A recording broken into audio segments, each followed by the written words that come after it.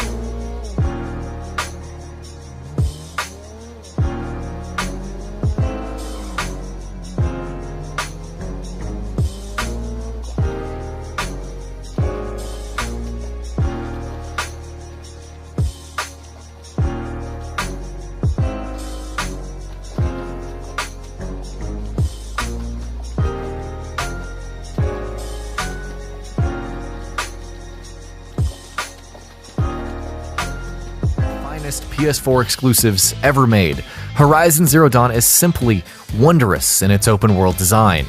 The sheer attention to detail in its graphics meshes incredibly well with the number of quests and interesting locations to discover. Hunting giant machines can result in epic encounters, but there's something cool about embarking into unknown territory, perhaps stumbling upon a cauldron or an interesting bit of lore. Even with all of the heavy contenders, Horizon Zero Dawn still does a great job in creating intrigue with its world. The Witcher 3 Wild Hunt, but none of us could have ever imagined it delivering on almost all of them. A vast world full of amazing characters, in-depth quests with stellar writing, a story campaign that was equal parts endearing and epic, and of course, the world itself, full of unique locations and things to discover sealed the deal on what was an amazing game. Sure, the combat was just fine, but that didn't take away from what was essentially Geralt's last hurrah, or too substantial and excellently made DLC, for good reason. Rockstar Games' painstaking attention to detail is apparent in every aspect of the game. Cinematic presentation, beautiful graphics, variety of activities, side mission design, and so on. The world itself encourages discovery as you look for campfires, help out denizens, or rob people blind. Not enough can be said about how the game handles weapon customization, horse bonding, pacing, characterization, and much more in such an intricate manner. All you need to know is that Red Dead Redemption 2 is worth playing and then replaying for a long time.